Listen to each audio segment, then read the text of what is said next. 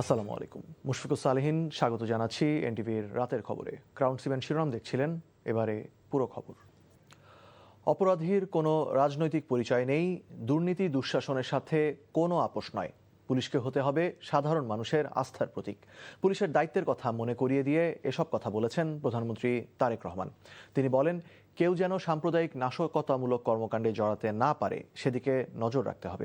Police সপ্তাহ উপলক্ষে বাহিনীর শীর্ষ কর্মকর্তাদের উদ্দেশ্যে দেয়া বক্তব্যে সরকার প্রধান এসব বলেন। হাসান মাহমুদের রিপোর্ট।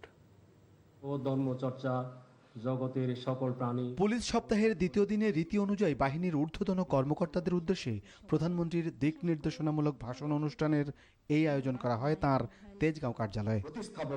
শুরুতেই পুলিশের ঊর্ধ্বতন কর্মকর্তারা নিজেদের বক্তব্য তুলে ধরেন। বাহিনীর শৃঙ্খলা বজায় রাখার বিষয়ে সবাইকে সতর্ক করেন স্বরাষ্ট্রমন্ত্রী। চেইন অফ কমান্ড যারা ব্রেক করবেন তাদের বিরুদ্ধে আমি মন্ত্রণালয়ে যোগদান করার পরের দিনই মেসেজ দিয়েছি, তাদের বিরুদ্ধে মেজার্স নেওয়া হবে। প্রধানমন্ত্রী তার বক্তব্যে জনগণের জন্য সরকারের নেওয়া নানা পদক্ষেপের উল্লেখ করে বলেন, জনগণের আস্থার জায়গা হতে হবে পুলিশকে, কোনো দল বা গোষ্ঠীর হাতিয়ার নয়। সততা যোগ্যতাই হবে পদোন্নতির ভিত্তি। শুধু জনবান্ধব নয়, আমরা চাই মানুষের একটা আস্থা তৈরি হবে, আপনার একটা আস্থার জায়গা হবেন, মানুষের সাধারণ মানুষের একটা আস্থার জায়গা হবে।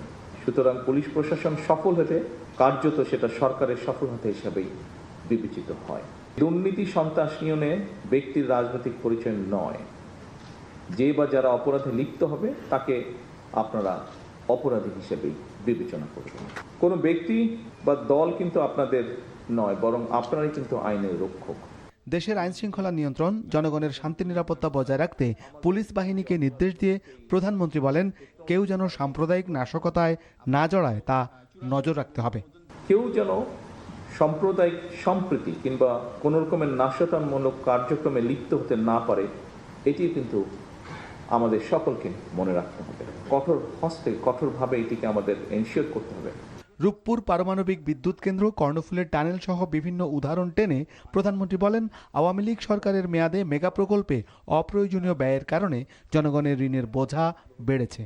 পার্শ্ববর্তী দেশে Bhupen Hazarika bridge quite similar bridge, বরং একটু লম্বা বোধহয় ভূপেন হাজারিকা ব্রিজ, সেটিও 14 না 15 হাজার কোটি টাকার মধ্যে করা হয়েছে। বাট পদ্মা ব্রিজের খরচ পড়েছে 54 না 56 হাজার কোটি টাকা। এই অপ্রয়োজনীয় খরচগুলো না হতো তাহলে আপনাদের সহ আর্মির বলেন, এয়ারফোর্সের বলেন, নেভির বলেন, সহ শিক্ষা বলেন, স্বাস্থ্য বলেন, প্রত্যেকটি ক্ষেত্রে আমরা আরো বেটার কিছু করতে পারতাম। জুলাই সনদ বাস্তবায়ন করা হবে জানিয়ে প্রধানমন্ত্রী বলেন, নতুন প্রজন্মের জন্য নিরাপদ ও মানবিক বাংলাদেশ গড়তে চায় তার সরকার। Hasan Mahmud, NTV news, Dhaka. নারী উদ্যোক্তাদের প্রশিক্ষিত করতে পারলে তাদের পারিবারিক সচ্ছলতা বাড়বে বলে মন্তব্য করেছেন প্রধানমন্ত্রী তারেক রহমানের সহধর্মিণী ডাক্তার জুবাইদা রহমান। সকালে রাজারবাগ পুলিশ অডিটোরিয়ামে বাংলাদেশ পুলিশ নারী কল্যাণ সমিতি পুনাকের বার্ষিক সমাবেশ ও আনন্দ মেলায় এ মন্তব্য করেন তিনি। বলেন, সবাই নিজ নিজ জায়গা থেকে দেশ গঠনে কাজ করলে ইতিবাচক পরিবর্তন সম্ভব। প্রতিটি নারীকে নিজের ভবিষ্যৎ গড়তে উদ্যোক্তা হতে সহায়তা করার উপর গুরুত্ব দেন জুবাইদা রহমান। নারীরা পরিবার ও সামাজিক উন্নয়নে ভূমিকা রাখছেন মন্তব্য করে ডাক্তার জুবাইদা রহমান বলেন, কন্যা শিশুর নিরাপত্তা নিশ্চিত করতে মানবিক সমাজ গড়ে তুলতে হবে।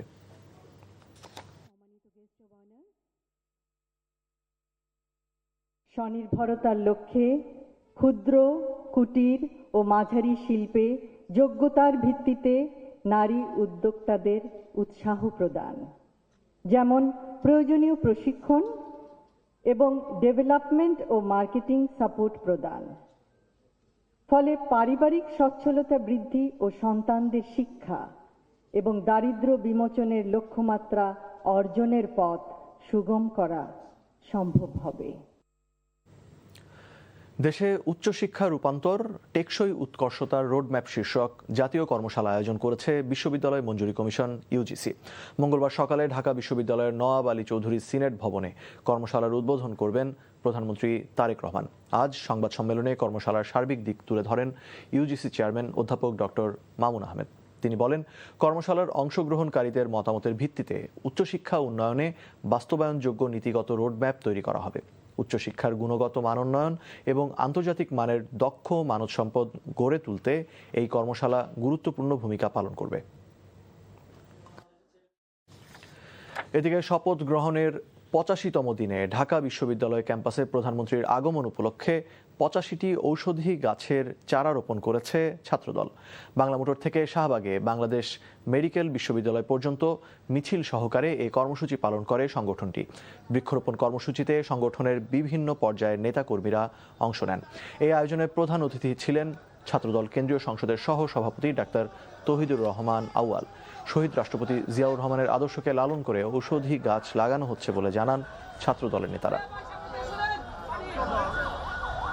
জনগণকে স্বস্তি দিতে সাশ্রয়ী মূল্যে জ্বালানি সরবরাহে সরকার কাজ করছে জানিয়ে বিদ্যুৎ ও জ্বালানি মন্ত্রী ইকবাল হাসান মাহমুদ টুকু বলেছেন, দেশে কখনোই জ্বালানি সংকট ছিল না, জ্বালানি নিয়ে যে ভোগান্তি ছিল তা মানুষের সৃষ্টি। রাজধানীর ইঞ্জিনিয়ার্স ইনস্টিটিউশনে এক আলোচনা সভায় এসব কথা বলেন মন্ত্রী। তিনি আরও বলেন, আগামী জুনের মধ্যে বিদ্যুৎ খাতে বিনিয়োগ বান্ধব পরিবেশ সৃষ্টি করা হবে। এছাড়াও জ্বালানি চাহিদা মেটাতে সৌরশক্তি কাজে লাগানোর ওপর জোর দেন ইকবাল হাসান মাহমুদ টুকু। তিনি বলেন, ব্যক্তিগত পর্যায়ে সৌর বিদ্যুৎ উৎপাদনে আগ্রহী করা গেলে বিদ্যুৎ উৎপাদনে বিপ্লব সৃষ্টি করবে বাংলাদেশ।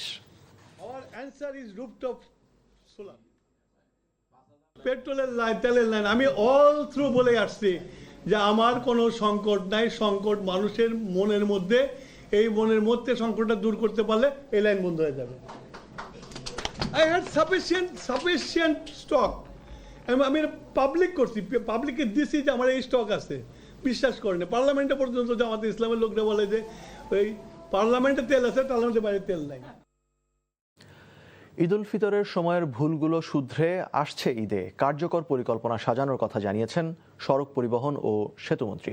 সচিবালয়ে এই সংক্রান্ত সভা শেষে মন্ত্রী এমন জানান। মহাসড়কের যানজট প্রবণ স্থানে নজরদারি বাড়াতে মোট ৬৯টি ভ্রাম্যমাণ আদালত কাজ করবে বলেও জানান মন্ত্রী। নজরানা চৌধুরীর রিপোর্ট।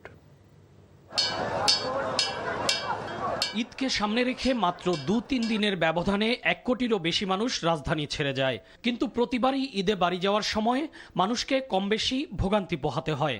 সেই ভোগান্তি লাঘব করতে সরকারের বিভিন্ন সংস্থা ও পরিবহন সংশ্লিষ্টদের নিয়ে সোমবার সচিবালয়ে বৈঠকে বসেন সড়ক পরিবহন ও সেতুমন্ত্রী।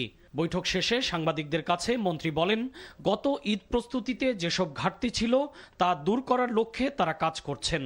গতবারে ঈদযাত্রায় যে ব্যত্যয়গুলি হয়েছিল সেটা কিভাবে এবার আরও অধিক মনোযোগী হয়ে এবং প্রয়োজনীয় পদক্ষেপ নিয়ে নিরসন করা যায়।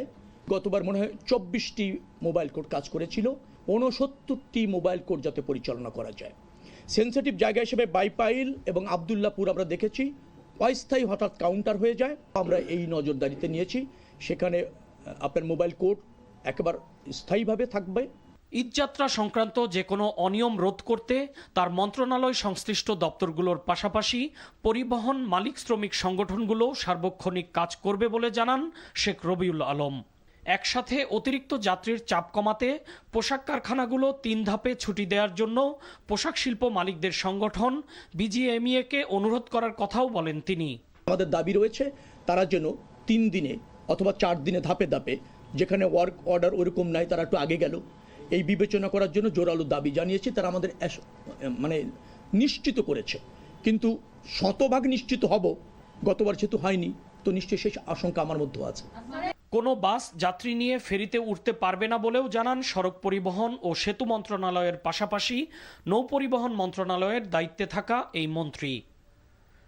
নজরানা চৌধুরী, এনটিভি নিউজ, ঢাকা।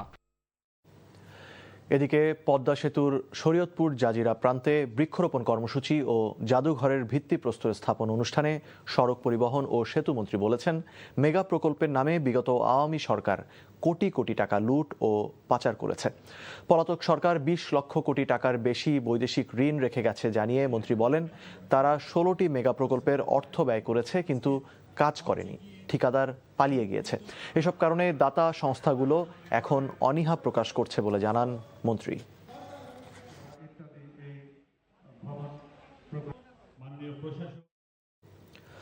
আসন্ন কোরবানির ঈদে পশুর বর্জ্য ৮ ঘন্টার মধ্যে অপসারণ করা হবে বলে জানিয়েছেন ঢাকা দক্ষিণ সিটি কর্পোরেশনের প্রশাসক আব্দুস সালাম। তিনি বলেন, পশুর হাটের বর্জ্য অপসারণও দ্রুততার সাথে সম্পন্ন করতে চায় ডিএসসিসি। এই লক্ষ্যে কাজ করতে সিটি কর্পোরেশনের কর্মকর্তা কর্মচারীদের নির্দেশ দেন প্রশাসক। ঢাকা দক্ষিণ নগর ভবন মিলনায়তনে বাসা বাড়ির বর্জ্য সংগ্রহকারী প্রতিষ্ঠানের সাথে এক মতবিনিময় সভায় এসব কথা বলেন প্রশাসক। নগরীর বর্জ্য অপসারণ কার্যক্রমকে আরও গতিশীল করতে বেসরকারি প্রতিষ্ঠানগুলোকে নির্দেশনা দেন আব্দুস সালাম। বলেন, বর্জ্য সংগ্রহের নামে অতিরিক্ত টাকা নেওয়া হলে সেসব প্রতিষ্ঠানের কার্যাদেশ বাতিল করা হবে। একই কথা রিপিট না করে যদি নতুন আপনারা সেটা করবেন 100 টাকার বেশি 8 ঘন্টার মধ্যে টোটাল বর্জ্য ব্যবস্থা যেটা আছে আমরা ক্লিন করতে পারবো। কি আমরা পারবো এটা? আপনারা এবং সিটি কর্পোরেশন যৌথভাবে। আপনারা এখানে বলছেন যে হাটের বর্জ্যের কারণে আপনাদের বর্জ্য সংগ্রহে একটু দেরি হয়, সেই জায়গায় খেয়াল রাখবেন যাতে হাট যে জায়গায় আছে সেই জায়গাগুলো আমরা আগেই ক্লিন করার চেষ্টা করব। জামায়াতে ইসলামীর নায়েবে আমির এটিএম আজহারুল ইসলাম এমপি বলেছেন, গত 16 বছরে আর কোনো দল জামায়াতের মতো ত্যাগ স্বীকার করেনি। এটিএম আজহার অভিযোগ করেন, দুপুরে চাঁপাইনবাবগঞ্জ ঐতিহাসিক কোরআন দিবস উপলক্ষে 8 শহীদ পরিবারের সঙ্গে মতবিনিময় সভায় প্রধান অতিথির বক্তব্যে তিনি কথা বলেন। এটিএম আজহারুল ইসলাম বলেন, বিএনপি সরকার ফের দুর্নীতিতে চ্যাম্পিয়ন হবার অশনি সংকেত দেখাচ্ছে।